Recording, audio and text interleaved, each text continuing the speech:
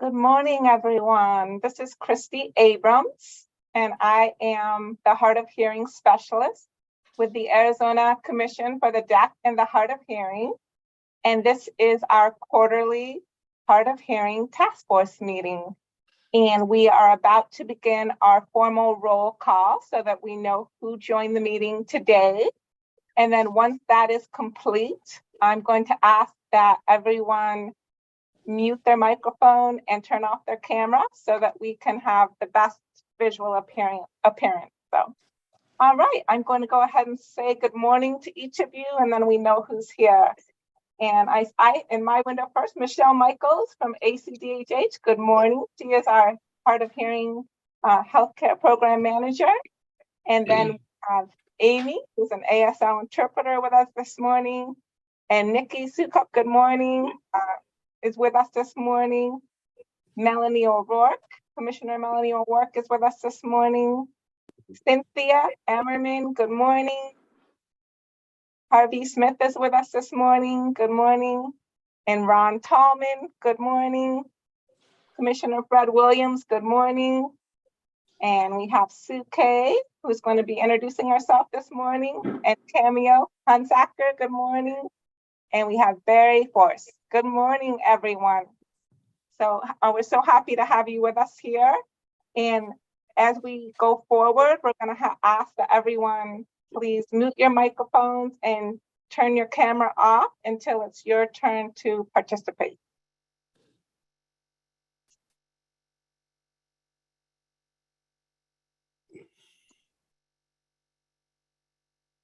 Okay.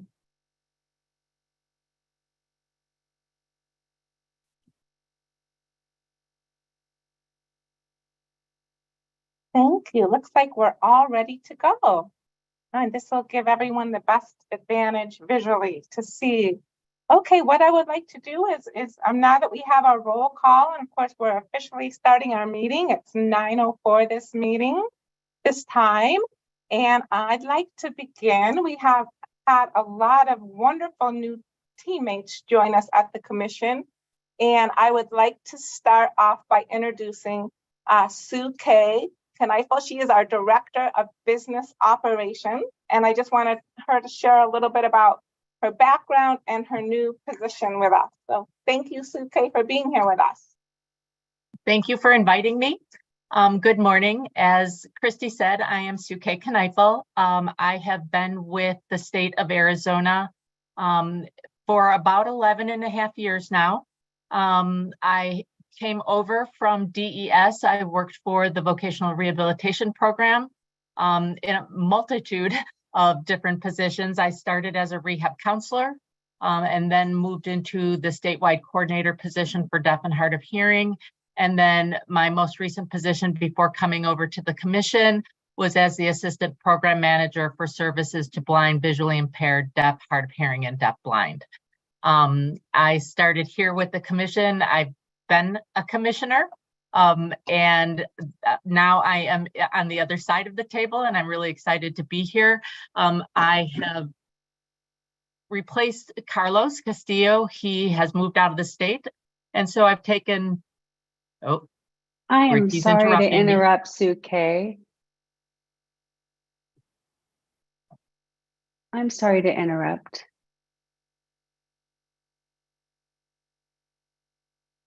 We're not getting the captions and the interpreter showing on the live stream. I lost host privileges.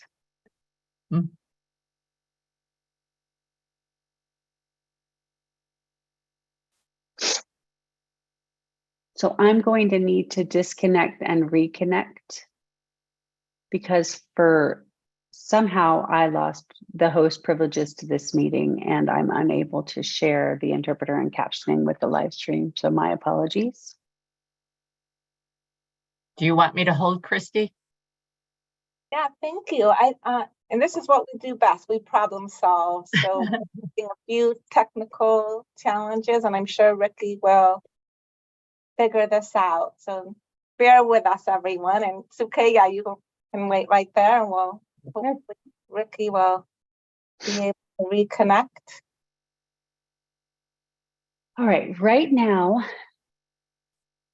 the captionist is host. So Casey, can you actually assign host to me? I'm not exactly sure how that happened, but can you take a moment and transfer host privileges to me? No.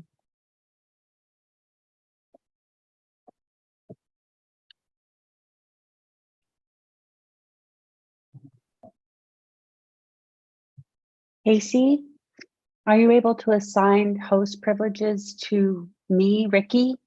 Oh, perfect. I got it. Thank you so much. Just one moment, everybody.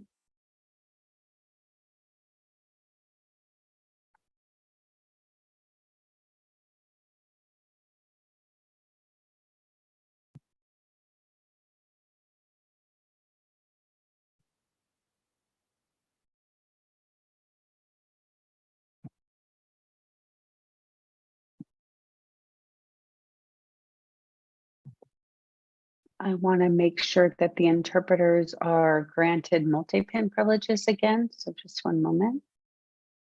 Okay, we should be good to go. Thank you for your patience. My apologies for those slight technical difficulties, but we are good to go. All right, Okay. thank you. I'll let you go. So as I was saying, I'm now in the position of Director of Business Operations. So I oversee IT and the Financial Services Unit. I'm excited to be a part of this great agency and look forward to working with all of you guys. Thank you for inviting me today, Christy. Thank you so much, Suke. We're very fortunate to have you with us. We really appreciate you taking the time to be here.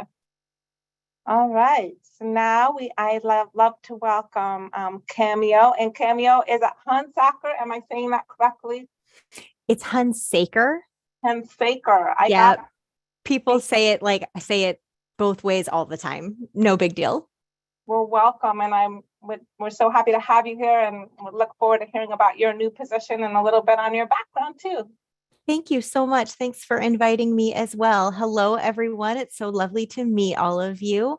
As Christy said, my name is Cameo Hunsaker, and I am the new Interpreter Professional Development Specialist here at ACDHH. It's a new position. They've never had this position before, so I'm really honored to be the first one.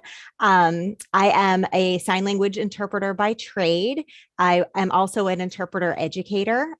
Those were my hats before I came on board with the agency. So this particular position is perfectly suited to what I've been doing for the past 17, 18 years. So in my position, not only am I the staff interpreter for ACDHH, so I do a lot of the interpreting for our deaf staff members, but I am also in charge of continuing education for interpreters across the state. I am in charge of finding ways to support new interpreters after graduation to come into the field and become certified professional interpreters. I do advocacy work, so teaching people how to work with interpreters, making sure that deaf, deafblind, and hard of hearing individuals get the kind of interpreting services that they need. Essentially just lifting up the field of sign language interpreting. And I'm so happy to be here. Thank you so much, Cameo. We really appreciate you, and we're so lucky to have you here as well. Thanks for having me. I appreciate it. Yeah. Okay. Next, before we continue, I would like to make sure for all of those of you who are with us in August, I know I did send out a copy of our minutes for our last quarter meeting, and I would just like to have a review and approval for those minutes. So if anybody would like to comment on that, I would welcome that.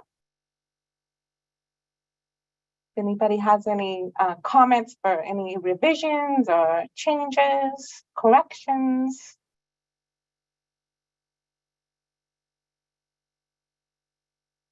Okay.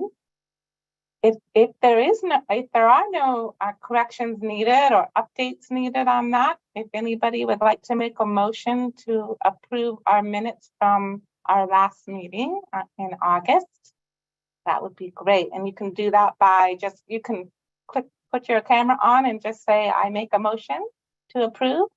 And if someone could second it, that would be great.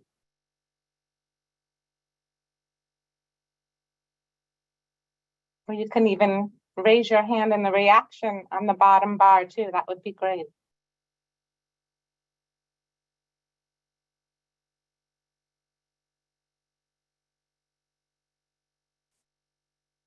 Thank you, Fred. You'd like to make a move to accept the minutes as they are?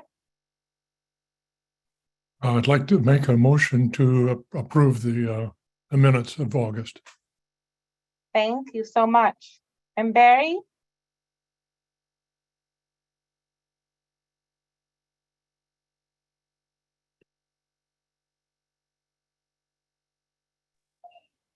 Couldn't unmute myself. I second the motion. Thank you Okay. so much, Barry, for seconding the motion. Appreciate that. Okay, with that, our minutes from August have been approved, so we're all set with that. And next on our agenda, we do have Nikki Sukup with us, and Nikki is with our Public Policy and Community Relations, and she's going to give us a report. So we're going to have Nikki pop on. And if everyone else could just please turn off their microphones and camera, we'll be all ready to go. And Nikki, thank you so much for joining us this morning.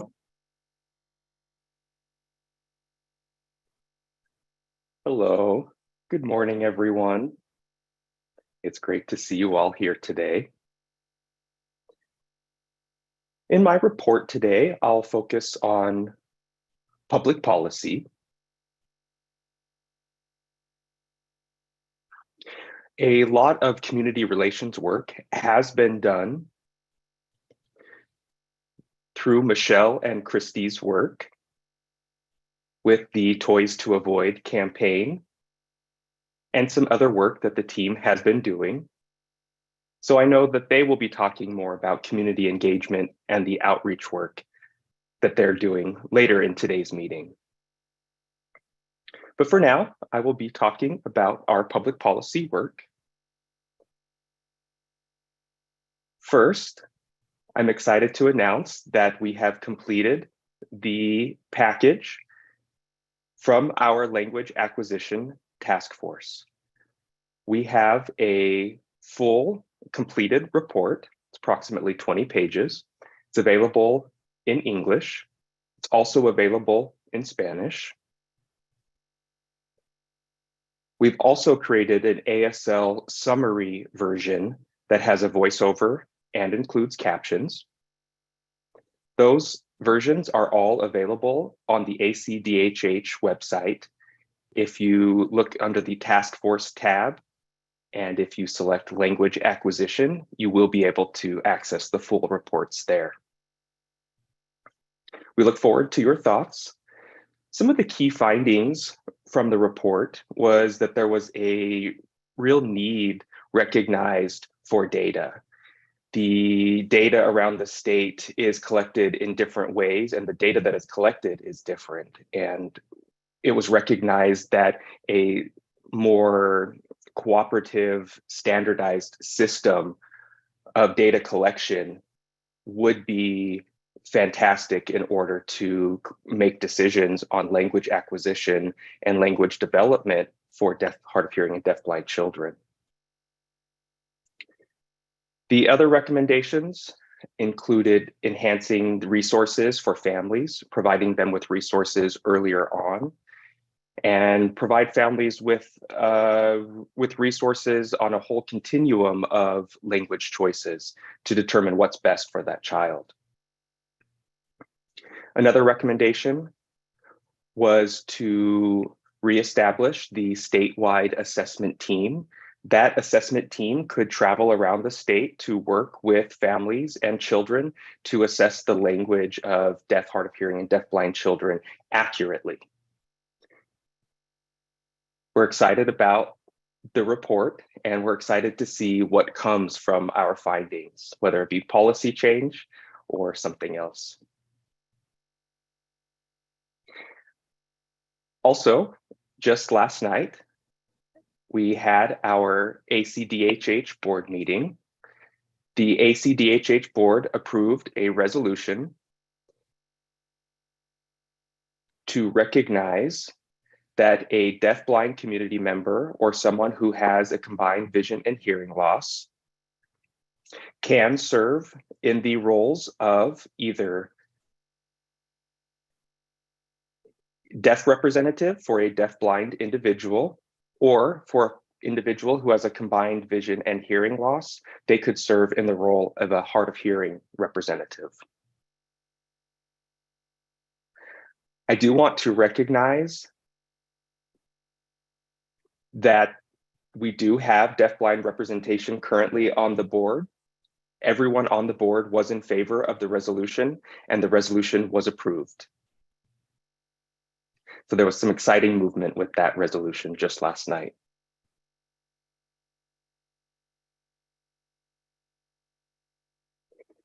Another thing in the public policy arena is we've worked on making communication accessible through different broadcasts, and we provided that communication accessibility at the Arizona U.S. Senate debate. We had certified deaf interpreters who were visible on the broadcast. We had captions as well. We know that things are always a work in progress as far as placement of interpreters and the placement of captioning, but it was a great start. And that sets the precedent going forward. We provided that service for the US Senate debate and also for the gubernatorial interviews. We're happy to see the progress there. And we will now have a new governor. We'll begin the new legislative session, and we're excited to see what happens there. And we, of course, will keep you abreast of all of our policy and legislative activities. That's it for me. Thank you.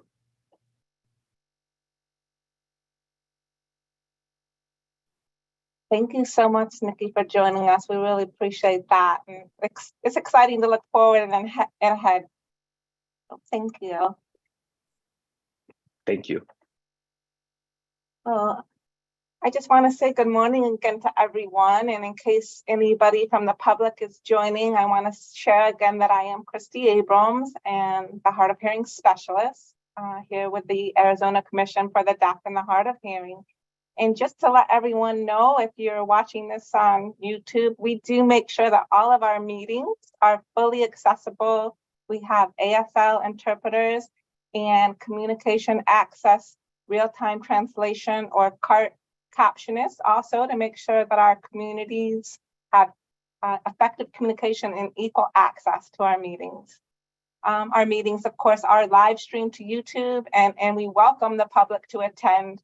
And towards the end of the meeting, we do have a time for comments, announcements, or any questions. I want to share a big congratulations to Ron Tallman and Barry Forrest. We had another fabulous walk for hearing here in Arizona. It was a chilly morning. It started out as a chilly day, but it was a gorgeous day for a walk. And I know that I can't imagine all of the hard work and the many hours that Ron and Barry put into this walk, because it's in a beautiful location and so much organization and details go into it, and their heart and spirit go into it too. So I just wanted to say thank you. I know everyone had so much fun, and it's great to see everybody. Also, just a little note, since our last Hard of Hearing Task Force meeting, again, I've had more than 548 emails. I went in and looked at my tracker and see what I did over the last quarter. So it is busy. We receive a lot of emails and phone calls from people all across the state, people who are looking for help to, maybe they can't afford hearing aids and they need help. They're not sure how to go about asking for accommodations or what might work for accommodations. They may be newly hard of hearing and really needing some emotional support. Maybe they're navigating employment. They feel all alone and fearful about how to do that. They're looking for assistive technology, communication strategies for family members or themselves. So you name it. If we don't have the answer, we will certainly search for it. And that is what we're here for. And we hope that all of you will certainly refer people to us freely. So as you all know, our Hearing Healthcare Assistance Project, HHAP, of course, that we have, is in partnership with the ASU Speech and Hearing Clinic. And we continue to assist low-income adults who are in need of hearing health care, but they can't afford it. So I receive emails and phone calls every day from people. At this point, we have referred 45 people over to ASU for hearing aids. And then, of course, hundreds of people who have reached out to me have also been referred to vocational rehab services, the VA. Some people have coverage with their Medicare Advantage plan and didn't realize it. So it's really an effort of a lot of back and forth, gathering information and asking questions and just providing a lot of information and resources. And then that conversation really continues. I hear back from people, so it's really great. And we don't want you to hesitate to refer anyone to us, even if you're unsure of their income, because if they don't fit this particular project, I have other resources. So we will find out what it is that would best work for this individual. So that's really a big part of what I do. Another thing for anybody that might be newly watching us, one of the big parts of my job here is outreach and education. And Kim Menard, who's our deaf specialist, and we continue to provide our CARE training.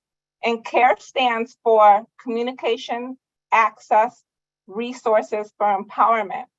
And Kim and I will go anywhere in the state of Arizona, and we train healthcare professionals on all sorts of things, cultural sensitivity, communication strategies. We have a great presentation. We have a lot of fun doing that. We use a lot of humor, and we really enjoyed that. We also have our Let's Get to Work training that's for employers, and that's just to help them better understand our communities and be willing to hire us and get us in the fold and learn about what they may need to do to help us be successful on the job. So that's another great training. And then we also have our AZ Post, or Peace Officers Standards and Training for First Responders and police officers. So we really have a lot of great presentations that we provide. And if you have any questions about those, I hope you'll reach out to us. I had the privilege too. I know another thing that I do is I love, whenever I can, I love to go to our Hearing Loss Association of America meetings. And I was able to see Liz Booth present in Sun Lakes last week, which was really inspiring. Liz is a great storyteller. She has an amazing sense of humor. And it was really fun to go and visit down in Sun Lakes. And they had a great, I know Ron will give a full report on this, but they had a great full room of people and everyone really enjoyed that presentation. I look forward to presenting in Sun Lakes for their HLA chapter next month. Okay. Another project that I'm working on, just that I wanted to share with you, and you can see behind me here, is our Toys to Avoid project. So I know many of you are proud grandparents, so please help me spread the word about Toys to Avoid, because toys can cause permanent hearing loss, and many people do not realize that. A lot of people are really stunned to find that out. But any toy that is above 85 decibels, runs the risk of harming a child's hearing. So every year I go out on a hunt, and this year I had some help from other team members, and we try to find the loudest toys that we can. We go to all the stores, Target, Walmart, anywhere that we can find the loudest toys. And we shop for them, we get them, and then we can put a message out to the public so people can learn about that. They can discover that, toys are risky. A lot of people haven't even considered that before. And then we let them know that's the problem. So what are the solutions? And we let them know that there is a decibel meter app that can be downloaded onto their smartphone. And I can share that with you in the chat too. So we have that information out there. And just really, if you're with children and they're playing with toys, if it makes you cringe, it's probably too loud. So that's something to really think about. Maybe you need to remove the batteries or make sure that it's on the lowest volume setting. I've heard people you can pour glue on the speaker and let it dry, and that will certainly block some of the sound or all of the sound. So it's just something to consider when you're out shopping this holiday season, because there's a lot of great alternatives out there that aren't too loud. So we want to keep those kiddos' ears safe. I also just wanted to share a few other quick things. I know our time is going quickly, but I know in the past that the Hard of Hearing Task Force they developed this awesome button. I think you can hopefully see it well. I'm pretty sure that you're all familiar with that button that you all created. And I'm hoping to task you with another creative task. And that might be making a new button or a magnet or something else that we can have a bit of swag when we go out and do our presentations, that we can hand out something new. So that's something I really want to touch base about and get together so that we can develop. And I want to get your expertise and feedback on that. And it can be a number of things that we can create, but just want to plant that seed, and hopefully we can come up with something really fun. All right, so that is all of my information that I wanted to share. And I know next on our agenda, we have Michelle Michaels, our Hearing Healthcare Program Manager. I'm just gonna pop on here in a minute. Good morning, Michelle. I'm gonna let you take it away. Okay, thanks. And we're just going to switch interpreters here as we do every 15 minutes. Good morning, I'm Michelle Michaels, and I do manage the Hard of Hearing program as well as the Hearing Healthcare program here at ACDHH. And going to add some things in to talk about today. So glad everybody's here. And hopefully folks who may be watching online now or later will get involved with our agency and provide your input into what your needs are and how we can meet those needs. So the first thing I want to talk about is we have been developing for a while now a special project geared towards those who are aging, older adults, seniors, whatever term you're most comfortable with. But as we age, we find that we need other types of things. And so one of the things that we're doing is developing a website. It'll be an ACDHH website specifically for seniors. And the project name and the website name is going to be Age of Access, because as we age, we find that we need access to effective communication when we go to the hospitals and when we go to skilled nursing facilities and in our continuing care retirement communities, when we go to meetings to learn about Medicare plans and all of that.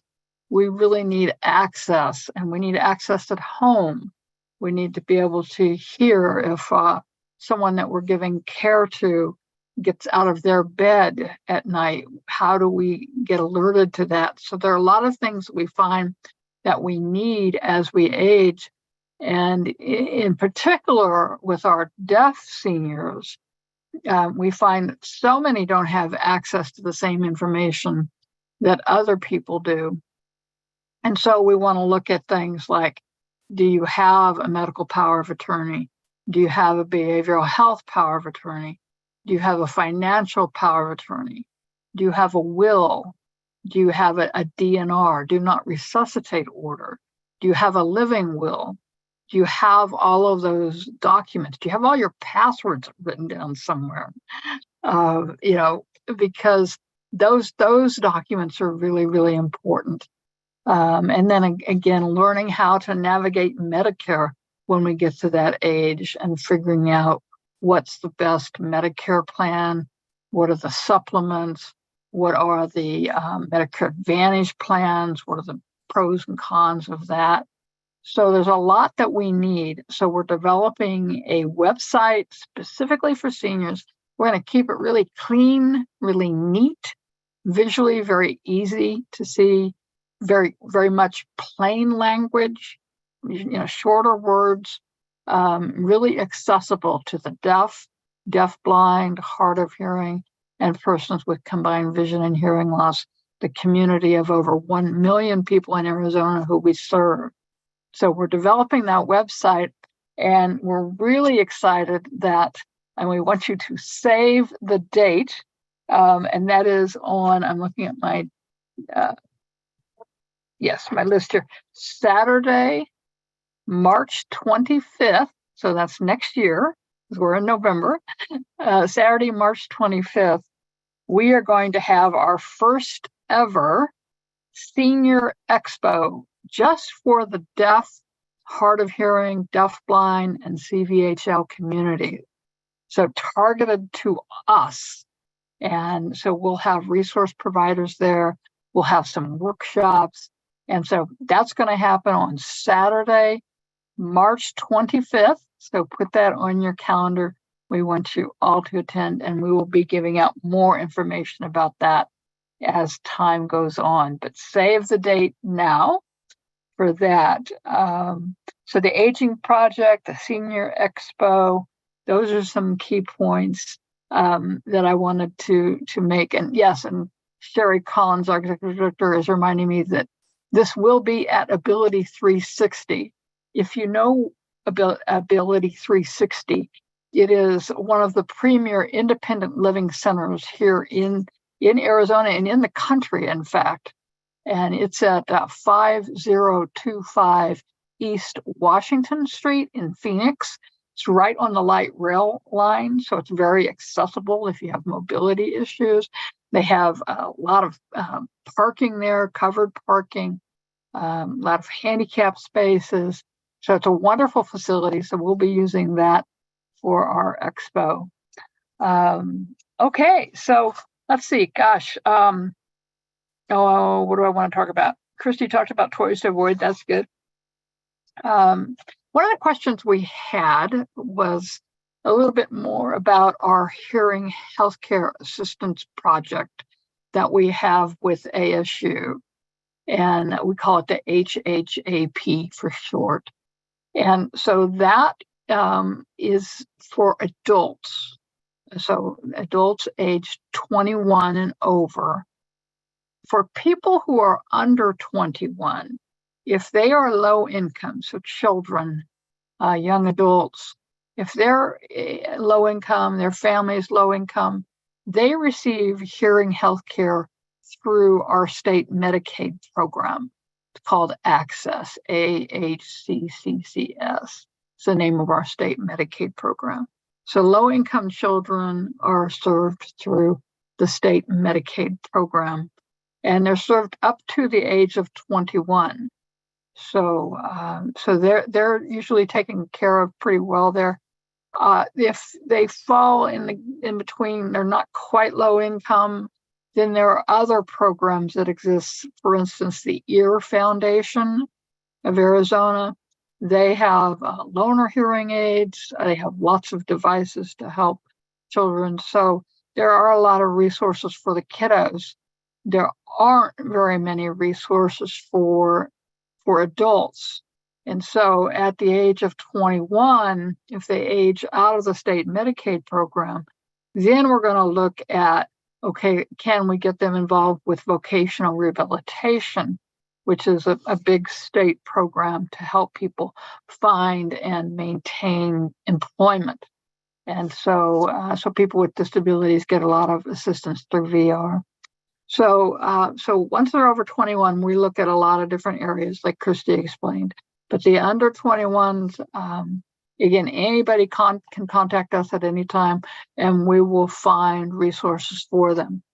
Another thing that we get approached with is people who are not documented, so they don't have legal documentation, citizenship here in the U.S. yet.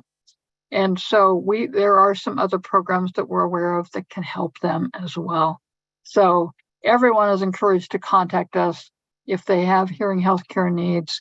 And even if somebody has insurance coverage or they have enough funds to purchase their own device, you can contact us and we'll give you the list of several different audiologists and hearing aid dispensers in your area that could help you. So we kind of know how to navigate all of that, and we want to help you, figure out what is best for you.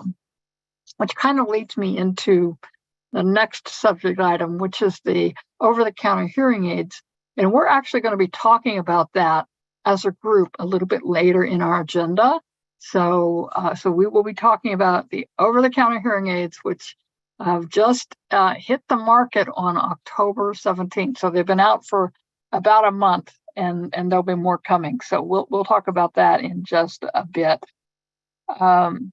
I do want to get back to what the Hard of Hearing program has been doing and what the agency has been doing as far as our outreach and education. As Christy mentioned, some of the things she's been doing, some of the trainings, but she also, right after our last quarterly task force meeting, Christy led our Let's Get to Work training at Thread Up. If you haven't heard of Thread Up, it's a really great organization, national organization that helps you keep clothes from going into the landfill. So they have a big distribution warehouse here in the Valley, and Christy led 3 in-person trainings. Thread Up is very eager to hire deaf and hard of hearing people to work. Very, very inclusive environment. And so Christy led those trainings. Another thing that Christy and Vicki Thompson, and I'll just say Vicki Thompson is not on our meeting today. She is actually out talking to a bunch of social workers at a conference today, and she is celebrating her 18th anniversary with our agency. So we're thrilled about that. Of course, on her 18th anniversary, she's out working. But Vicki and Christy also talked to the social workers at the Phoenix VA online. Had a bunch of them join an online training. And so that was really awesome. And then another thing that we did recently was I actually led a training for all of the civil rights staff of the Arizona Attorney General's office. And there are civil rights staff around the state. And so we had the training in person at our suite in our boardroom, but we live streamed it to those different locations where other civil rights staff were located. So we had an excellent training for them. And when we're doing those trainings, we're talking about the deaf and the hard of hearing, deaf blind, the issues and barriers that we encounter and solutions for that. And then, so we really engage and also hear from the civil rights staff what they're seeing, any kind of trend lines, anything where we need to get in and maybe do some systems advocacy to help change the system. Because if we can change the system, then everybody can have access. And so we want to reduce those barriers. So we did that. And then lastly, just recently, I think it was 2 weeks ago, we went to Ballet, Arizona. And Ballet, Arizona is about 26th Street in Washington and Phoenix is where their facility is. And they have a small, kind of a black box theater, and it seats almost 300 people. And we went there and provided them training because they have had their little theater. It's called the Dorrance, Dorrance, the Dorrance Theater. They have had it looped. And so it has now an induction loop. It was looped by Odo Joy. And so now when you go to the Ballet Arizona Dorrance Theater, you can turn on your telecoil and you're in the loop. If you don't have a telecoil, they have the loop receivers. And so we went over and did a training with the Ballet Arizona staff. It was awesome. They are wonderful people. They also provide sign language interpretation at their events. So they had gotten a special grant for that. So they just really want to be accessible to our community. And that access is so important because, you know, when we have a disability, when our hearing loss or we're deaf or whatever, you know, that can create barriers to communication. And, you know, sometimes we're just like, you know what, I just don't want to struggle. I'm just going to stay home. And particularly we see this with older hard of hearing people, that they start to stay home and they don't go out, they don't engage as much, they don't interact as much. And then we see less physical activity. So then we see greater falls, we see earlier dementia, we see poor nutrition, all of it kind of cascades. And so we want to make sure that people can go out to public accommodations and, you know, the theaters and movies and performance spaces and really engage and be interactive and enjoy and socialize. So those are some really, really important things. We've also done, since I talked to you last, I've got a list of 6 or 7 different booths that we've had, whether it was an event for children or an event geared towards seniors, or there was an assisted living home association event where we went and talked to the assisted living homes. So we've had 6 or 7 different booths just in the last couple months that we've been out, again, engaging the community. And I will switch over here to Dustin. Okay, great. Last but not least, I want to tell you something that is really exciting. Right now in New Orleans, there is a conference going on. And the conference name is ASHA, ASHA. And that stands for the American Speech Hearing Association. There are 10,000 people attending ASHA right now in New Orleans. And I know some of them, and I'm very proud to say that a couple of the people who are attending are professors from ASU, the audiologist and the speech language pathologist professors. And they are actually presenting a poster session. So if you've ever been to conferences, you know, they have workshops and breakout rooms and all of that. They also have poster sessions. And in the old days, we used to actually put up a piece of cardboard and stand at our poster, and we would show results of research or a project we were engaged in. Then they got poster sessions changed to where they were actually printed on a cloth so you could tack them up. Well, now posters are virtual, interactive, online posters.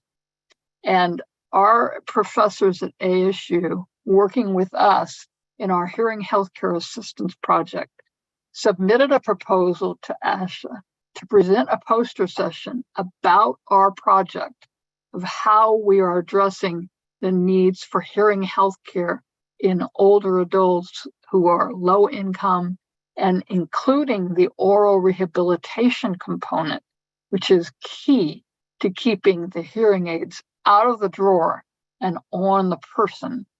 And so they were accepted. And in fact, I'm going to look and read something to you. The ASHA said that the poster session was actually designated as a meritorious poster submission.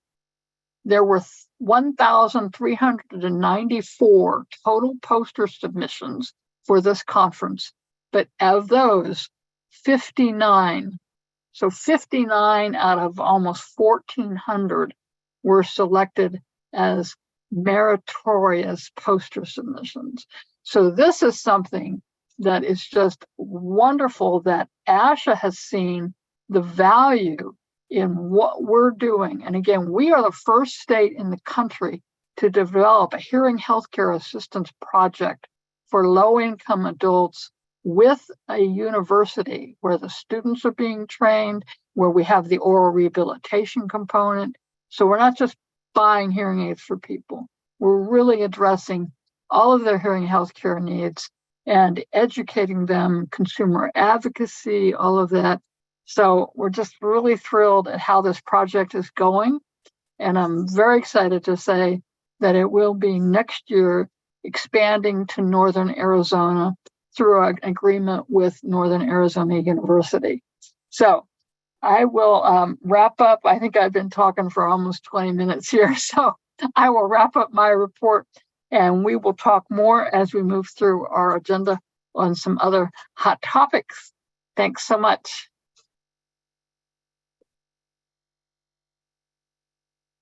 All right, thank you so much, Michelle. Well, I think it's just about 10 of 9. So maybe if we, then the next item on our agenda is regarding over-the-counter hearing aids. And so I know that's something certainly that all came out in, I think it was October 17th is the exact date that we started seeing so much activity with over-the-counter hearing aids. And I kind of want to, at this point, open up the floor and see what kind of questions and what kind of things you've been hearing out there.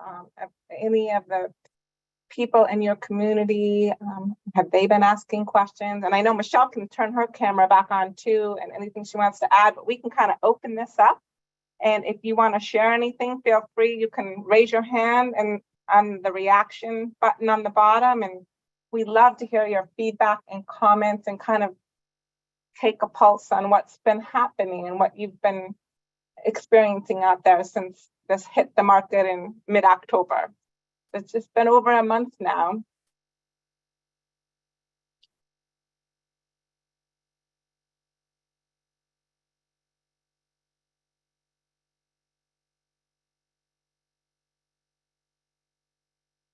Anybody want to pop their camera on and share any thoughts or comments? Or Cynthia, good morning.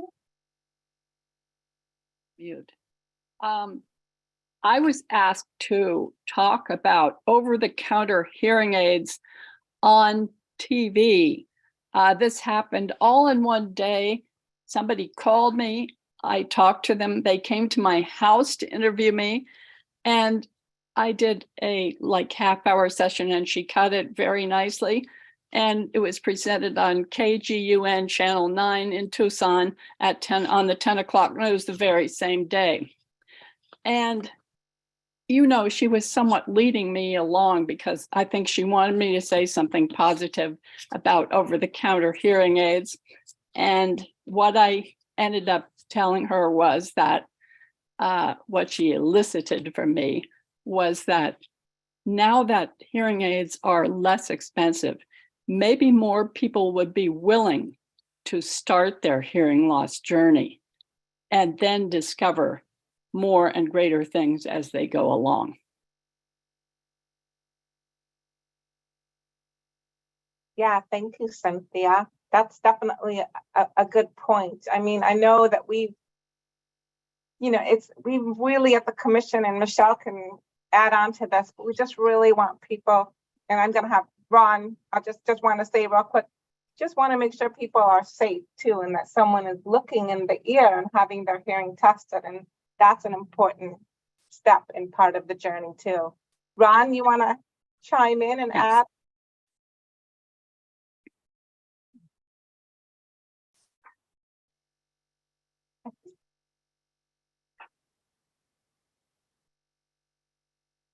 I can't hear anything.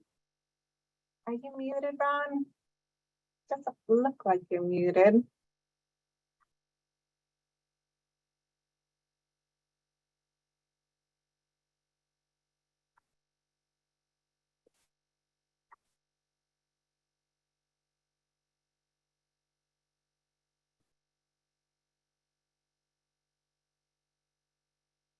There you go. That might have done it.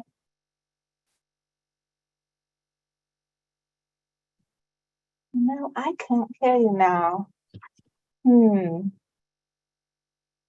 That's technology. Sometimes we do have glitches.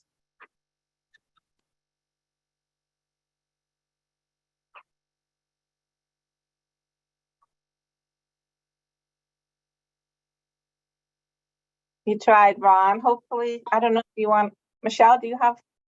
Yeah, it's we don't have you muted, Ron. So you might want to go out of the meeting and come back in. We're going to keep talking here for a few minutes, so you won't miss anything. But maybe go out and rejoin, and that'll reconnect you to audio. Yeah. I was going to say with Cynthia's comment, gosh, I've been with the ACDHH for 15 years now, but right before I joined the state agency, before Sherry Collins snagged me and pulled me over here, I was working for Valley Center of the Deaf, working directly with clients who are hard of hearing. And of course, many of them were older adults. And one of the things that I had right there on my desk was the Pocket Talker, which is an assisted listening device. It is not a prescription device for hearing loss, but it is to help people hear a little bit better. It's called a PSAP, PSAP, a personal sound amplifying product. And I would pull out that Pocket Talker, and so many people would come and didn't have hearing aids. And I would say, hey, do you want to put these on? And they would put it on. And then they would start crying, and I would hand them a tissue, because they realized that even with some amplification, they could hear better. And so it really started to change people's ideas about, gosh, maybe hearing aids could help me. And so there is that perspective of some of these more entry-level devices, if people start using them, and if they work well, that can help them get on that journey to prescription hearing aids as that becomes something that is necessary for them. So that is a potential positive to the over-the-counter hearing aid devices that are out there now. Let's see if we can hear Ron now. Okay, this is a test. All right, it's just a comment and something I did. I was watching football on television about 2 weeks ago, and maybe 3 weeks ago, and all of a sudden this Walmart commercial comes on about over-the-counter hearing aids. And I says, whoa, this has actually happened. So I jumped up, went to my computer, and brought up the commercial on my computer, captured it on my, did a screen save, and shared it with the chapter at the last chapter meeting, just showing everybody that they're out there. And also Walgreens has got one also. So just kind of fun to let people actually see that it is happening. That's a great comment. And Roz, good morning. Can you hear Roz, me? I'd like to go next, and then Melanie. Can you hear me? Yes. I just wanted to say that I turned on QVC this morning as I was getting dressed. There they did, had hearing aids. They weren't, I mean, they were $1,000. I mean, I don't know what the Walgreens and Walmarts of the world are selling them for, but that's pricey. I mean, you can go to an audiologist or a hearing healthcare professional and have your ears looked at and be tested for not much more than that if you want something entry level. So that surprised me. Yeah, that's a really good comment. That's so true. I've seen people have mentioned that they can be expensive for sure. I mean, Melanie, I'm nervous about them, but that's just me. I mean, I understand that there's a part of it that's really important and it's great for people that can't afford them otherwise. But I'm just afraid they're going to end up in a drawer and say, see, hearing aids didn't work. I knew they wouldn't. So that part disturbs me. I don't know, that's so important. Ron, did you have something to say in regards to Roz's comment? Well, yes, just the set of hearing aids that were being advertised over the counter from Walmart were $499. $400.99. The ones on QVC were by Bose, and I'm sure that they're good quality, but geez, that's pricey. Yeah, the prices that I'm seeing, because I look at this every single day to see what's out there. And the prices that I'm seeing on devices that are, per the FDA, considered over-the-counter hearing aids, because not everything is. It's got to go through FDA approval. It's got to have certain things, labeling on the outside of the package, labeling on the inside of the package, all of that. So I'm seeing anywhere from $150 for two up to $2,000 for two, and for the over-the-counter devices. And as Roz said, if you go to your local audiologist or local hearing aid dispenser and say, look, I'm on a really tight budget here, but I'd like to get in some kind of device, they can walk you through, again, looking in your ear to make sure there's no earwax, there's no perforation in your eardrum, there's no scar tissue, there's no middle ear infection pushing out on your eardrum, creating a conductive loss. So they can at least look and to see that everything's clear and looks okay, and actually do a test, a hearing test, and do all of that. And then walk you through what kinds of devices might help. And many of these practices have these, they're maybe don't have as many features on them, but good amplification devices using digital technology. So we do encourage people to, look around, be smart consumers, investigate. And if you do buy something over the counter, make sure you can return it, because that is not required by federal law. So make sure you can return it for your full money back and not have to pay shipping costs to return it. Melanie, go ahead.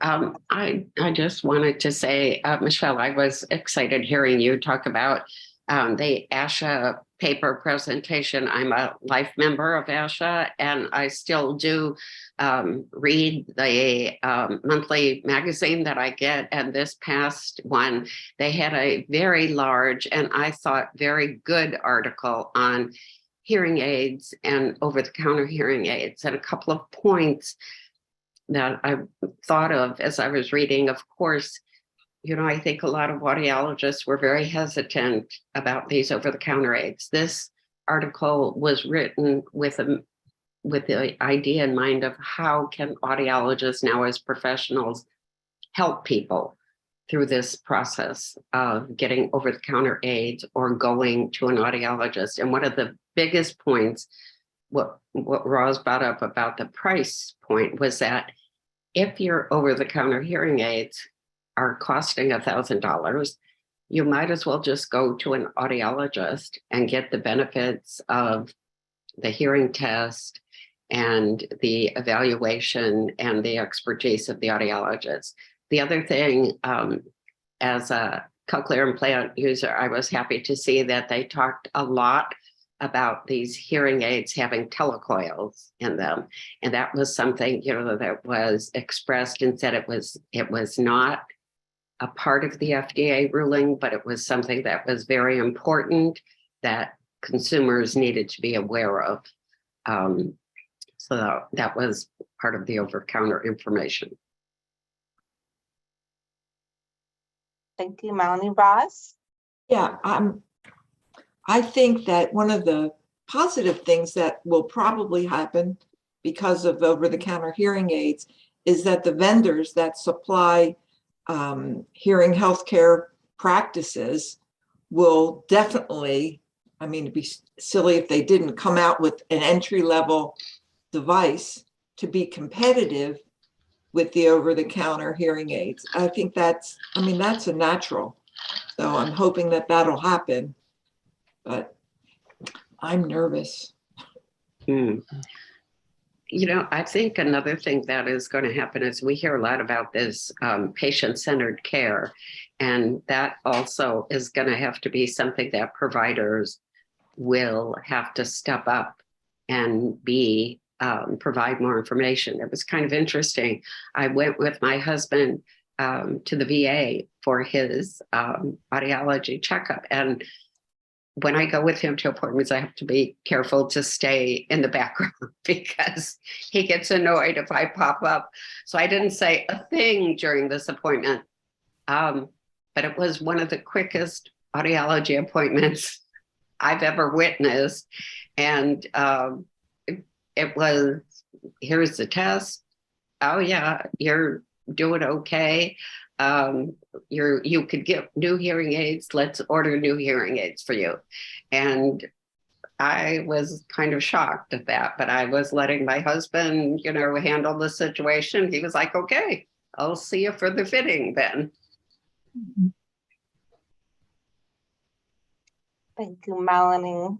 There's so many different parts and elements, and this is why it's just so important that that we know what our options are and what works best for each individual. So if you have anybody out there that has questions, feel free to send them our way and we can help them with that too. Does anybody else have any other thoughts or comments on the over-the-counter hearing aid topic? Feel free to pop on or raise your hand.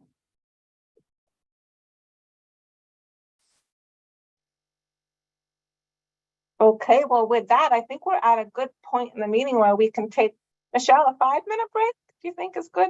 A 5-minute break. Amory's going to put up our nice break sound. We're going to go ahead and mute our microphones and close our cameras, and we'll take a 5-minute break, and we'll be back at 10:10. Thank you, everyone.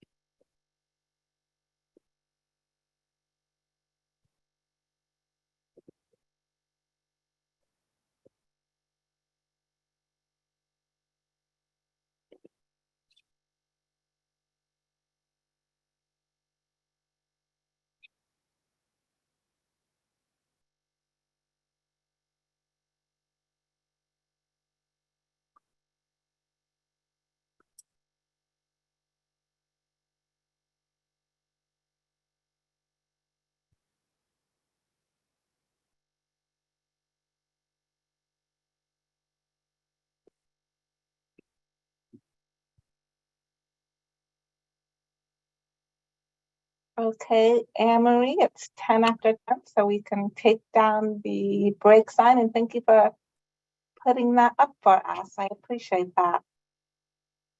All right, I hope everyone had an opportunity to take a little break. It's important that we do that to give the interpreters a break and to give our cart provider a break too. All right, and next on our agenda, Melanie, thank you for popping right up there. We have our Hearing Loss Association of America, or HLAA, chapter leadership announcement. And we're going to start with Melanie this morning. And thank you, Melanie. Thank you. We have started back this October with our in-person meetings. We've also had a hybrid meeting. So the October meeting went well. We had our speaker in person. We continued to have a few glitches, but that's something that we're still working on. The November meeting, we had Gail Hannon, who Fred Williams, our vice president, had reached out to speak, and she spoke on Zoom from British Columbia. And it was a wonderful, wonderful presentation. In December, we're going to be having Matt Diller, who is a West Valley resident. He's also the founding director of the Sounds of the Southwest Singers community choir that sings throughout Arizona and has also been has sung around the world. He's a person with hearing loss, so we're going to hear his story, and we're excited about that. He is going to be in person, a speaker in person, and we actually are taking a little hybrid holiday as we continue with the captioner and the individuals at our venue to work out the bugs for the hybrid situation. I also wanted to let you know that about a week ago, I was speaking to, actually Shannon Tyree and myself went to an expo event in Sun City West. We went there because it's an organization called Meals and Motors, and they provide transportation. So we were hoping that we might be able to use their information to share with members who can't come to our meetings, and they will be able to provide transportation for them. But in reaching out to them, we also got information with the Sun City West radio station, KSCW. And last week I was interviewed for their community chat. And I talked about HLAA, the national and our local support group that is there, and shared information about how to reach out to us and come to our meetings and join us for any kind of support and education. And also at our 40th, at our meeting in December, I'm excited to share with you that it has been 40 years since the West Valley chapter has been a local chapter of National HLAA. And I actually found some information when Jenny Clark passed away. Her sister was cleaning out her house and gave me boxes of information that Jenny had saved. And I found a card here. It's hard to see what it is because it's all small letters and words. But 10 years ago, at the 30th anniversary, they had quite a luncheon, quite a special event. Our chapter this year, we're going to have the special refreshments, and we are having a campaign. We'd like to have at least 40 individuals in person for our 40th anniversary to begin our membership rebuilding. So that is our focus for our December meeting. And we also are focusing on our induction loop at our church, at the church where our meetings are. The induction loop works well. And so we're getting the word out more about the induction loop technology.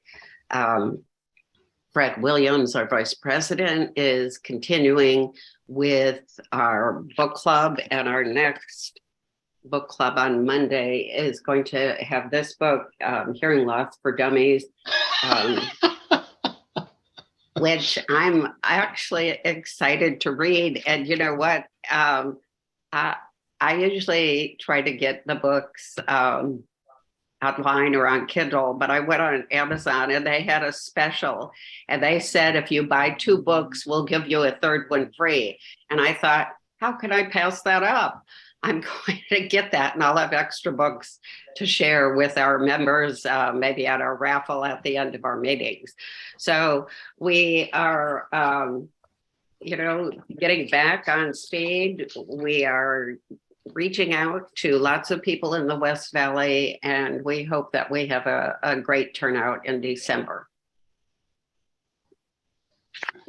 And I think that's about it. That's it for me.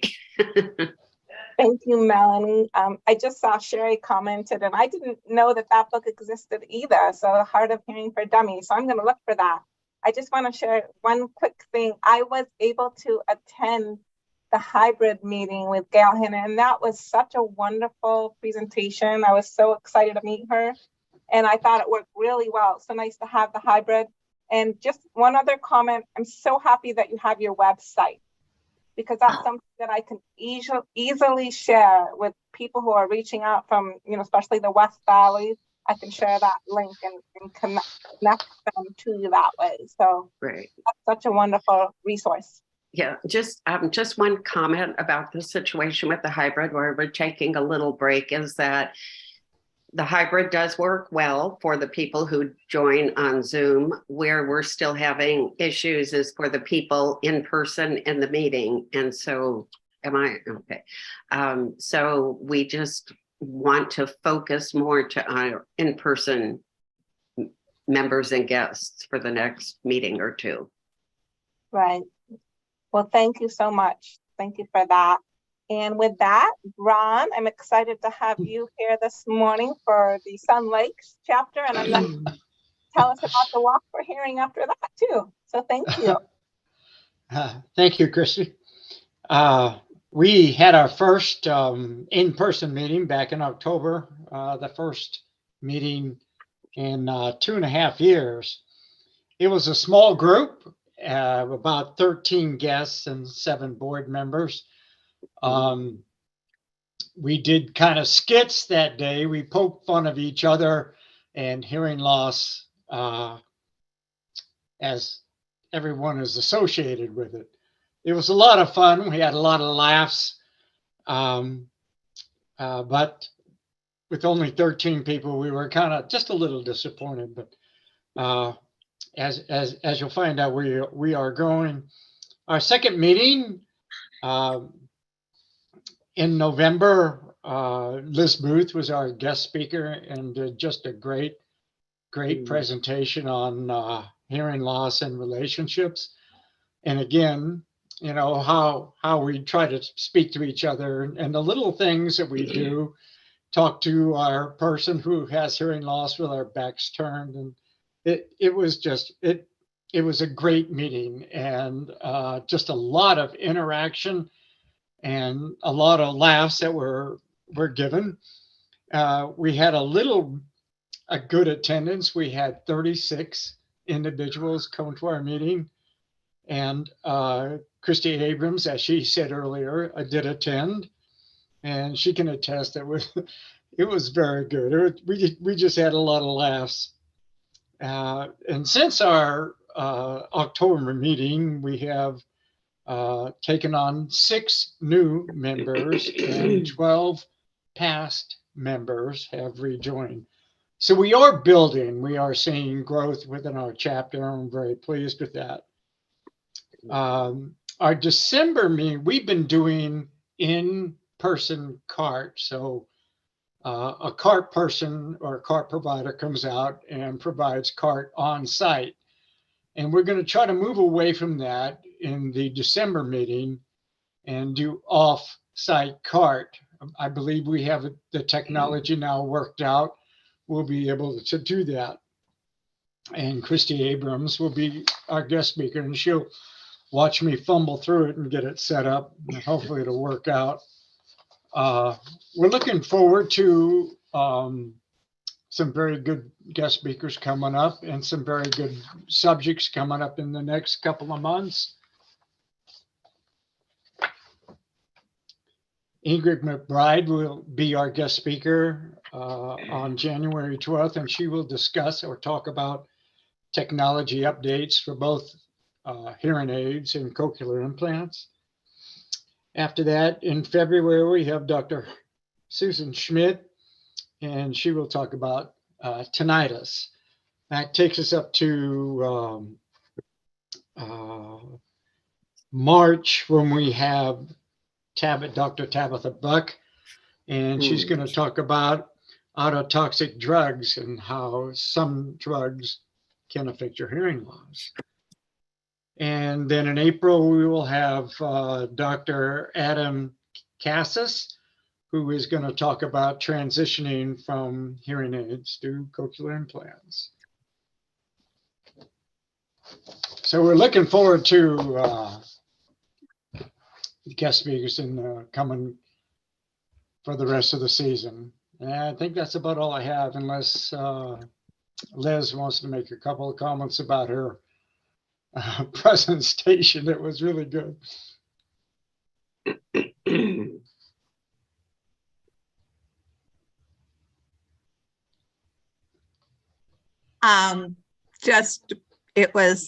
was a good meeting. It was a lot of fun, and I hope that we got some important points across to our membership. So that's about all I have to say about it, but we were so glad to welcome Christy to the meeting too. I just want to make one comment, Liz. I'm a little nervous to follow in your footsteps. You know, Liz, I know you were a teacher for many years, and I was just, you're such a good storyteller, and I'm reminded of how important it is to tell stories and how important it is for us to laugh. So I just wanted to say thank you. It was such a good presentation and meeting. So I just wanted to share that. Thank you so much. It was fun.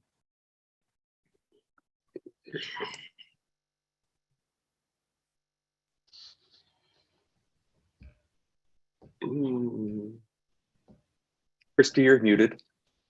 I'm so sorry, I was muted. All right, and what I wanted to just share was that, Ron, we're going to ask you to pop back on to tell us about our wonderful Walk for Hearing. And I'll let you take it away. Sure can.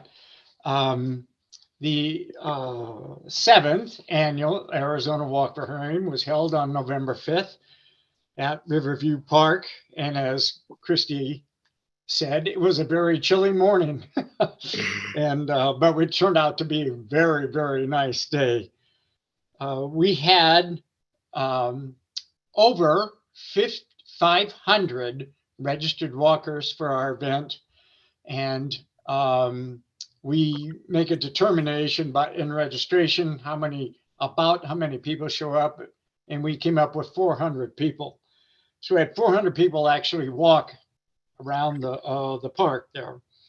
We raised just over $44,800, 38 teams, and over $500 was sold in ice cream. So it was a great event. We had some great spectators come out. We had some great vendors that were showing information about hearing loss, cochlear implants. Cochlear America was there. AB was there. Just a great turnout, and it turned out to be a great day. I am looking at November 4th for next year. It's been approved by HLAA National, and I'm working with the city of Mesa right now to see if we can move forward with that date. There's going to be a lot of changes with the city this year. Arizona Parks and Mesa Parks and Recreation has taken over all of the required paperwork that we have to submit to do this, instead of going to 4 or 5 different organizations. So hopefully it'll run a little smoother.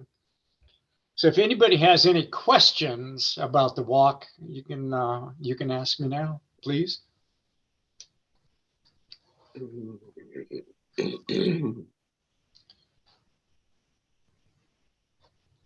Thank you.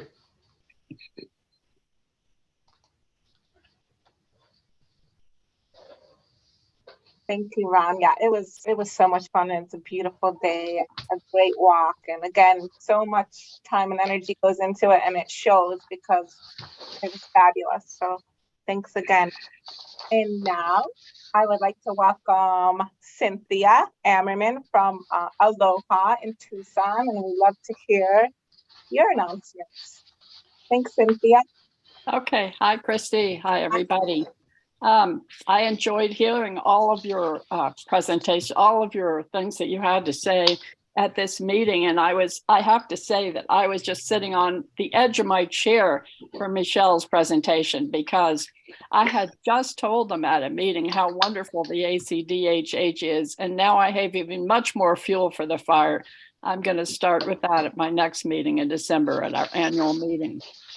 So we've had a few mishaps this fall, one of which was that our September meeting had to be canceled because of COVID.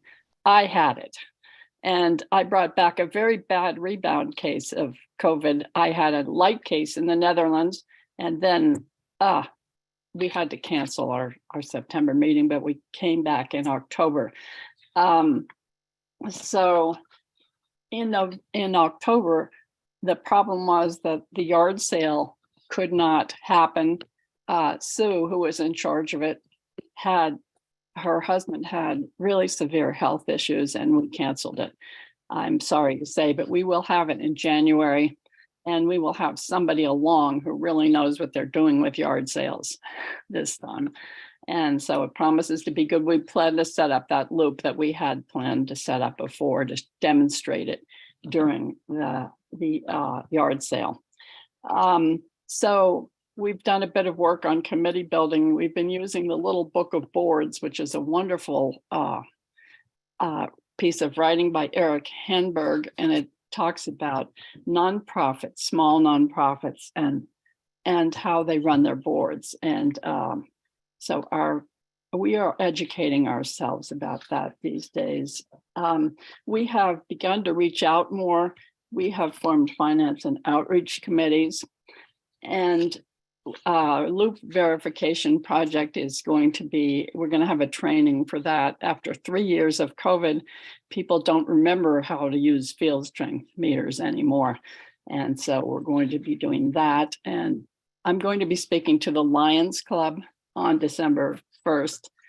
And we will also go to the University of Arizona to speak to Nicole Maroney's class, which is talking about vocational rehab experiences that people have had. So we feel very good to be in the community again. The hybrid meeting that we have had has worked very well. There have been a few glitches, but we have really sort of conquered the hybrid problem in our meetings. Our meetings are much smaller than HLAA meetings because we have a very small conference room, and for that reason, I think we're going to have to stay with hybrid all along. Let's see what else. Oh, the Aloha Readers Group. We are using the same book you're using, Hearing Loss for Dummies, and we just finished reading Gail Hannon's book. So we've been sometimes dovetailing with you, sometimes ahead, sometimes behind. We've all enjoyed reading the same books in both HLAA and Aloha. So that's all I have to report for right now. Thank you very much. Really enjoying this meeting. Thanks. Thank you, Cynthia. I'm so glad that you are. And if you ever, I know I was sitting on the edge of my seat too. I always wish I could kind of zoom into Michelle's brain. She has such amazing information. And if you need anything from us to share with your folks after the meeting, just reach out to us. Because I know it's a lot of details, but we're happy to give you information, or I'm happy to join your meeting anytime too. So thank you, Cynthia. Yeah. Okay. Next on our agenda, I'm so excited, Harvey, if you want to pop on. I'm so excited you're here with us. I'm always so curious to hear you have amazing statistics about employment and how things are going around the state. So we're excited to have you tell us a little bit about how things are going. If you want to turn your camera on, and we look forward to seeing you and hearing your information. Thanks, Harvey.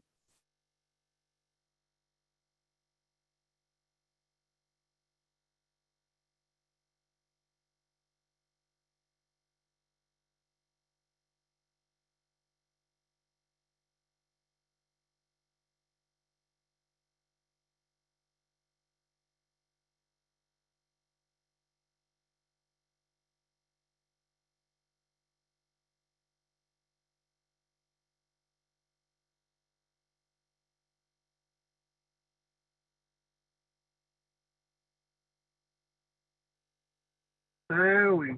Sorry about that.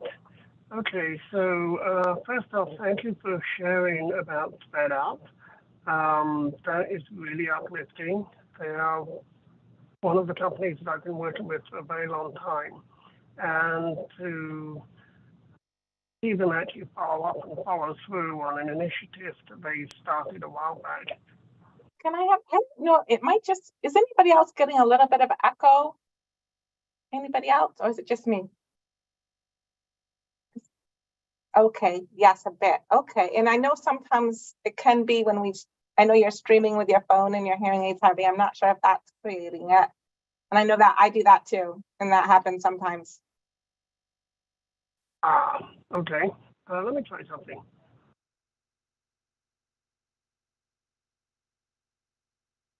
Okay, I've got that microphone all the way down. Try this one.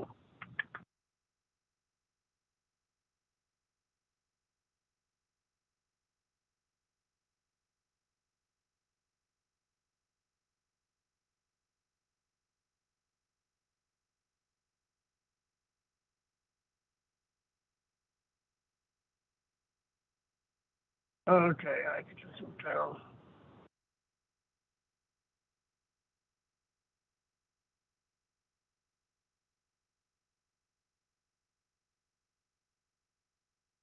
Is that better?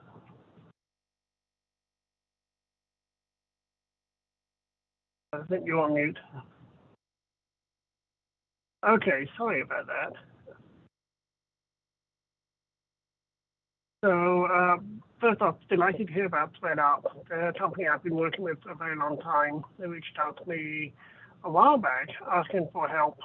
They wanted to use their West Valley location as a pilot for hiring and, more importantly, retaining deaf and hard of hearing employees, with the intent of rolling that out to their, I think, 3 other locations. So the fact that that's happened is really uplifting.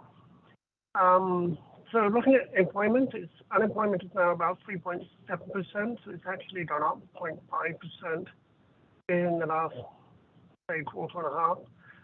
There are still, however, 2 jobs for every active job seeker. So if you are looking to go to work, if you're looking to return to work, if you want a side gig to help pay for the increasing costs that we're all feeling these days, there's never been a better time.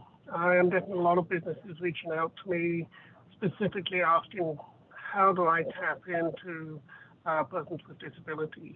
And there are a couple of reasons for that. One is they've figured out how good we are. So that's the first one. And then secondly, they're realizing that diversity and inclusion, if it does not include persons with disabilities, isn't diversity and inclusion. So a lot of companies with federal contracts are legally required as part of their contract to actively hire persons with disabilities. So for those of us who are looking for a new job or looking for a side gig or maybe a part-time something to get us out of the house, it's never been better. Employers are coming to me and asking, how do I reach out to certain groups of people? They're specifically looking for deaf and hard of hearing job seekers for a whole host of reasons, not just diversity and inclusion, but also because it's the right thing to do. It's the right thing to hire people who are ready, willing, and able to start work. So I've had a couple of deaf job seekers in the last 2 weeks in very different places. One looking for a job as an art teacher, one looking for a job in finance and accounting. And it's just really nice to see them starting to bubble back up again because all through COVID, we didn't see anybody with a hearing loss or who are culturally deaf. So it's interesting times. The job seekers are slowly coming back in, and we are pivoting more to hands-on in-person experiences, and that seems to be where we're working. Healthcare is still struggling as an industry sector, and so if you're looking for a job in healthcare, drop me a line. That's one of my sectors.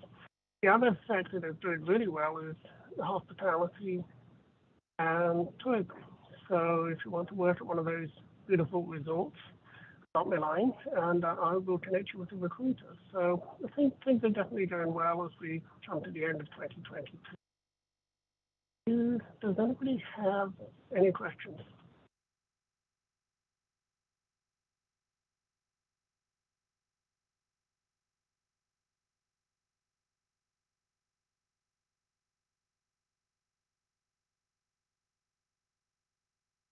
No questions? So if you haven't yet had the opportunity to sign up for our weekly job blast, I would encourage you to do that because it will tell you what my team's working on, which businesses we're helping fill certain positions with, who's got career fairs coming up, resources to job seekers, people wanting to go back to school. All of that is on our job blast that comes out every Thursday lunchtime. So if you haven't yet signed up for it, please do so. And if you need assistance, I'll be happy to send you the flyer. And I'll see if I can upload that into the chat before we finish today. So that way you can find out everything that we're doing and stay up to date. Thank you very much, Harvey. And please feel free to, if there's anything that we can ever share or put out for social media too, I'd be happy to do that. If you want to send me an email, I can check with Michelle and see what we can do on that too. It seems like, again, we continue to be a great place to be. Now is the time, if you need a job, there's jobs. Oh, absolutely, yes. Thank you so much, Harvey. Does anybody else have any other questions?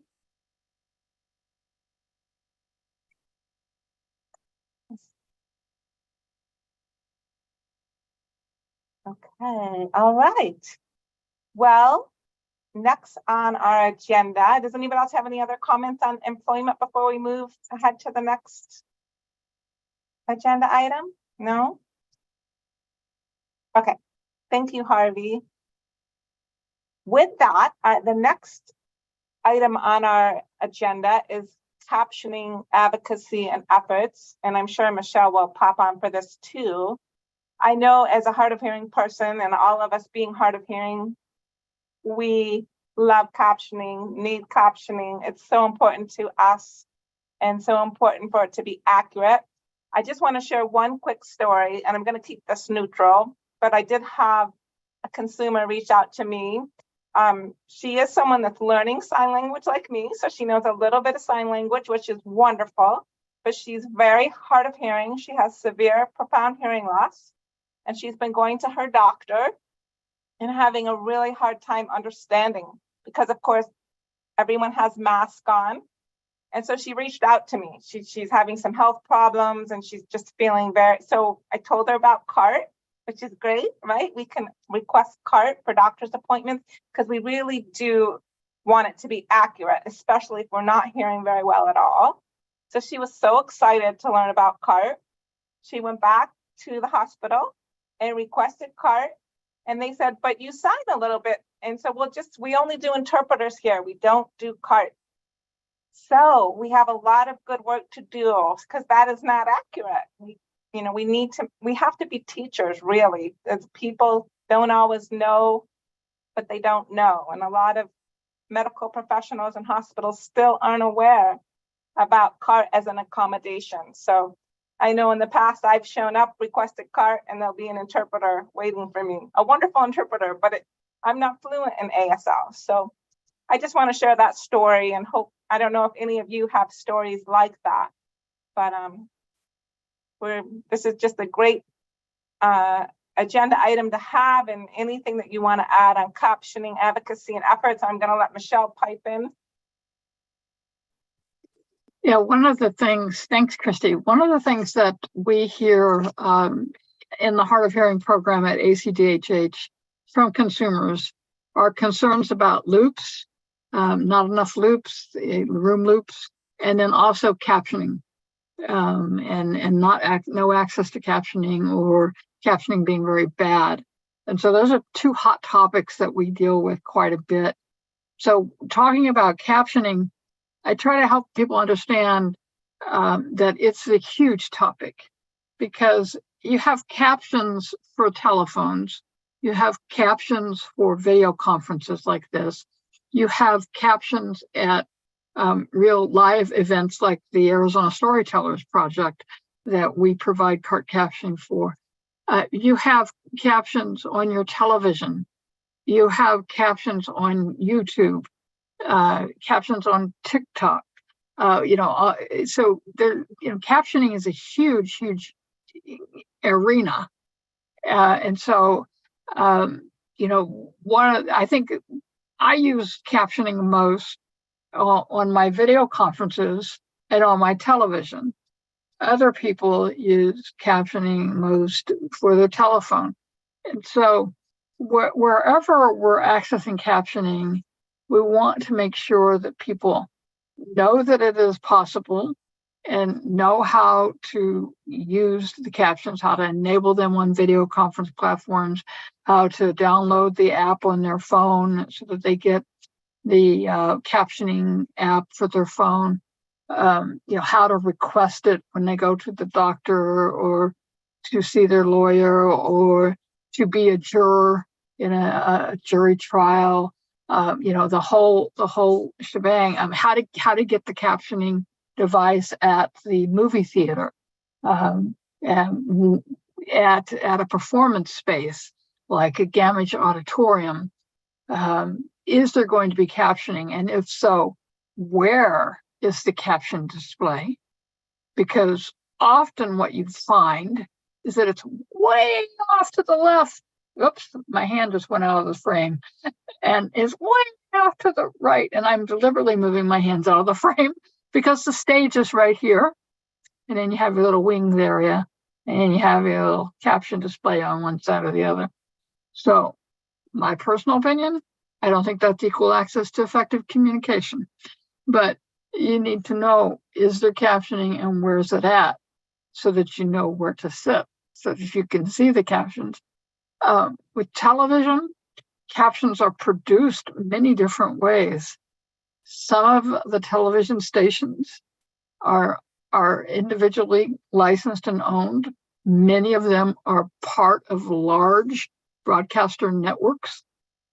And so some of them have policies where they only use automatic speech recognition.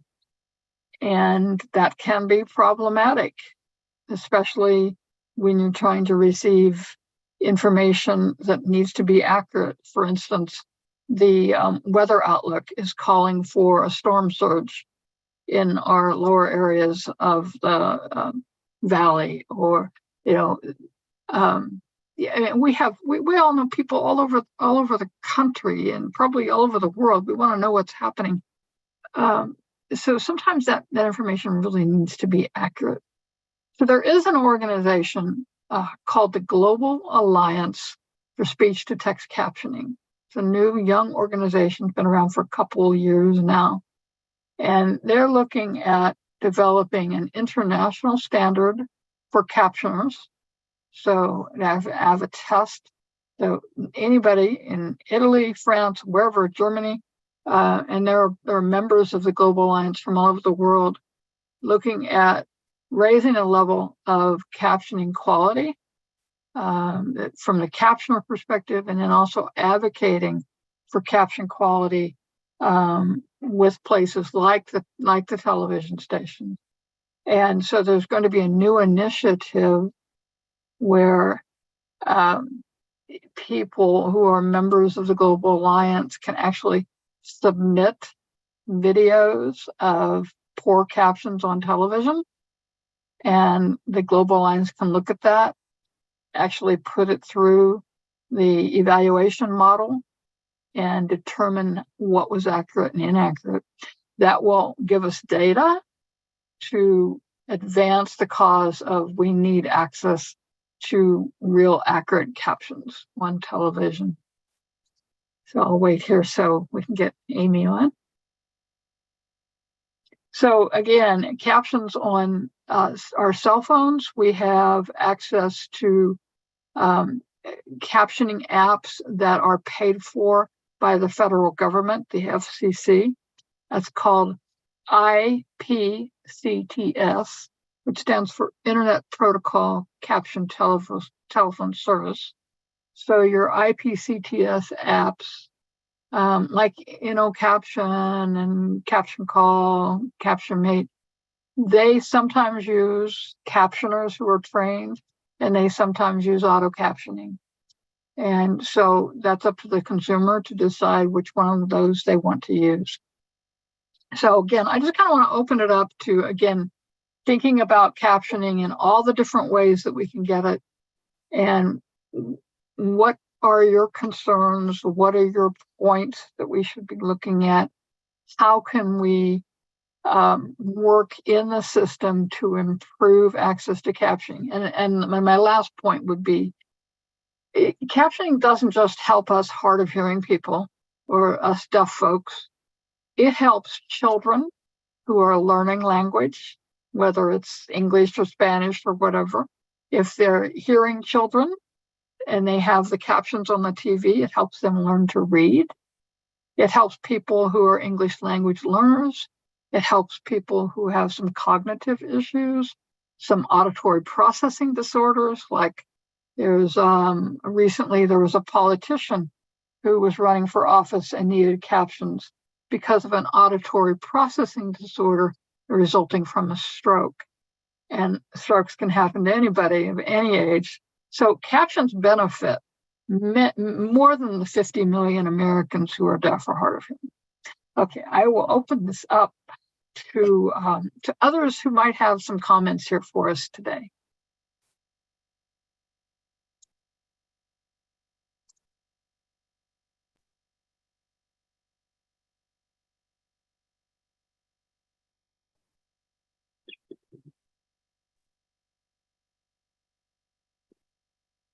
Yeah, Melanie, go ahead, please.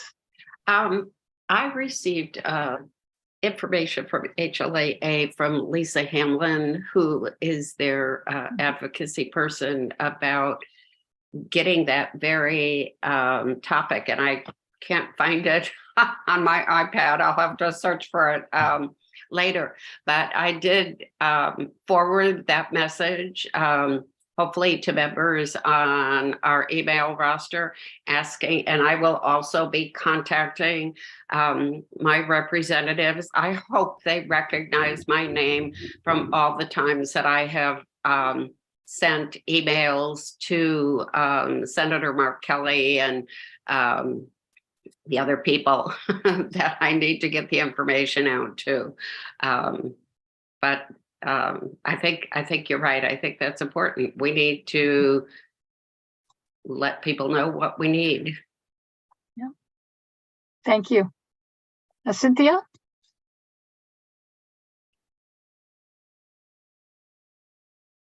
We can't hear you, Cynthia. Thank you. We are encouraging people at Aloha to go out and ask for what they need. And we have automated captions at our hybrid meetings. And sometimes they are producing the humor that Ron was talking about at Sun Lake's meetings. We had one session in which, and people have started watching the automated captions because they're so entertaining. But that does not keep their focus on the meeting. Nonetheless, when you have telecoils translated as killer whales, people are really cracking up when they see things like that. And most of them, that one's a real stretch. Some of them you can understand pretty well, but so there is a great need for accurate captioning. And we're going to be advocating for that. Thank you. And I think Fred, yes, please. We've had some interesting, excuse me, experience with captions. We found that when a couple of years ago, when we advocated for a large group that we're a part of, and they did a survey monkey, I found out that a lot of hearing people like the captions because they were far away from the speaker, or there were people talking around them, and it helped them follow the speech. And the captions, we had them several lines on a big screen behind the speaker. So if you miss something, go back and look a couple lines up and see it. The other thing that I have found personally challenging is working with the captions. Like Pat and I go to a dinner party with 8 people, and there's only one person with a hearing loss. And so there's 3 conversations going on, and the caption auditor or live transcriber, whatever, you'll wind up getting one sentence from each of the conversations. And that's frustrating. So I've started experimenting with wireless and wired microphones. But then you have the social problem of sticking a microphone in somebody's face every time they say something. So somewhere along the line, there's still some work to be done with that. But captions can be a lifesaver, except when yesterday I had an appointment, and at the appointment, there was a young lady there as a pre-med student, and I was following the doctor's speech on live transcribe. I couldn't get out of the work because I didn't have a connection. So the doctor had very mumbled, confusing speech. And when live transcribe didn't know what the word was, they make up a word phonetically. And you might be amazed at how many dirty words are phonetically close to the medical terms. So I'm showing this young lady this my cell phone, it's got all this stuff on it, and she was sort of blanched. Anyway, I'm going on too long here. There's work to be done, but there's hope on the way. Thank you for that, Fred. Yeah. There's some auto captions can, that's where a human captioner like we have today, we have a nationally trained and certified captioner working for us on our meeting today. A human can add in things like another person talking, background noise, dog barking, those kinds of things as well. And they can discern between death and deaf, heart and hard, because we see a lot of deaf people and a lot of hard of hearing people on the auto captions, plus the other words that maybe we don't want to see, particularly in a workplace if we're using auto captions. But again, captioning can be anywhere from your television to your phone to in person, and so we just appreciate any ideas you have, any concerns you have, any anecdotes. Those are important for us to hear, so that we can share those when we're out advocating. One of the wonderful things that I have seen happen is that some of the movie theaters are really starting to have movies with open captions. And so that's been, with our movie theaters, that's been a real progress over the decades of getting them to have assistive listening devices, and then getting them to have the neck loops, and then getting them to have the captioning boxes. And now we're getting to where they're actually having open caption. And open caption means when you go, you sit down, the captions are there. You don't have to turn on anything. You don't have to bring a box with you. You don't have to look at your phone for captions. It's right up there on the screen. So we're having more and more movies at certain times. They'll advertise that they're open captions, and that's great. So we are seeing some progress in some areas.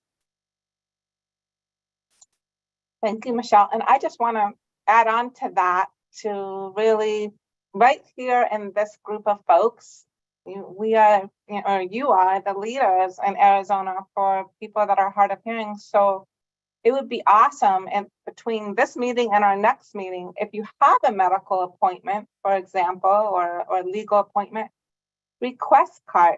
And I'm just so curious to find out what your experience is and what the process is. Like, where you met with, you may have to do some teaching. Like I said, you may have to, they may never have, most likely, they have not heard of CART. And so, because we certainly have the right to request that. And if we can start that as the leaders, maybe that will have a ripple effect, and more people will learn about it and become familiar with it, and it'll be just as familiar as having an ASL interpreter. So that would be such a wonderful thing. So anybody else have any last comments on captioning? Okay. And finally, our last agenda item, we just have open to announcements, questions, or sharing any information that we may have missed. Does anybody have any last comments, thoughts, events coming up? Harvey?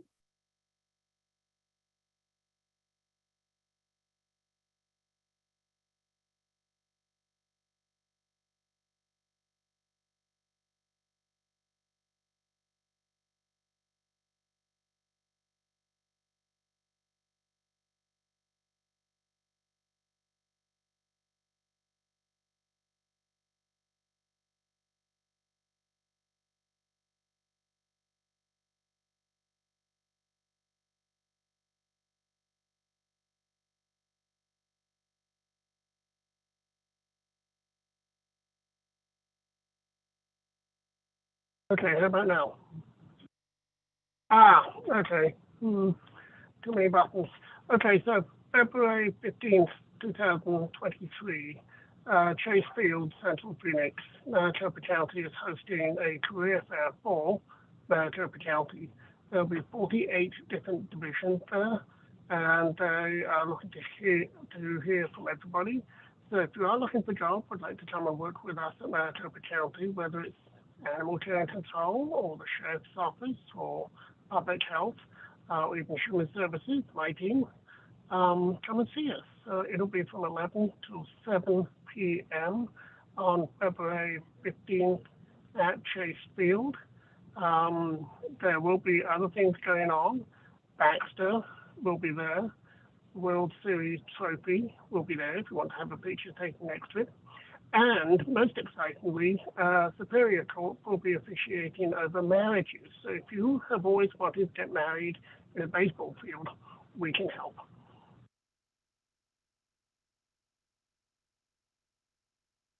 Thank you, Harvey. I'm just going to, so that is February, I believe you said February 15th, 2023. Of course, that'll be next year. It'll be at Chase Field from 11 a.m. to 7 p.m. Wow. Okay, that's great. And we definitely will want to promote that for sure, and get the word out on that. So important. Thank you for sharing that. And I'm going to let Fred go next, but I just wanted to share too, Sherry Collins, our director, asked me to share too that we will be releasing a survey on accessible services related to older adults. So watch for that as well. I wanted to share that so I don't forget. And Fred, please feel free to take it away. I had a question for Michelle. I think Michelle mentioned there's going to be a aging website coming up. Michelle, do you have any idea when that might be? And would it be part of the commission website or a separate website altogether? Yeah, I'm hoping Nikki is still with us because I'm not sure what day the website is going to launch. It will be, we will be able to link from our main website, which is acdhh.org, to the senior website. And I see Sherry Collins is saying by March, the new website will launch, if not before. We are going to have what something's called a UX. UX stands for user experience. We are going to have a test group of people who are deaf, hard of hearing, deaf blind, and have combined vision and hearing loss actually test it and navigate it and see how it works before we go live with that website. So by March of 2023, so 4 or 5 months away, that website will be live. And if there are things that you think this is what should be on that website just for us older folks, please let us know so that we can get that on there. And of course, it will be a living website. It's going to continue to evolve and improve over time. So thanks for asking about that, Fred. Thank you. Thank you, Fred. Okay, and with that, I know I'm keeping an eye on our clock as well. It is 11:01, so we're almost right on the dot. If there's not anything else that anybody wants to share or comment on, our next meeting will be February 2023, a whole new year.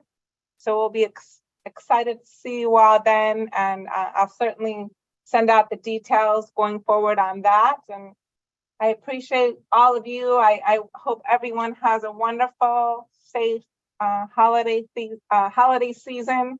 And we certainly are grateful for all of you and all the important work you do. It really makes a big difference, and each of you matter so much. So with that, I'm just going to say thank you, and we look forward to seeing you next time. And have a great, bye-bye, everybody.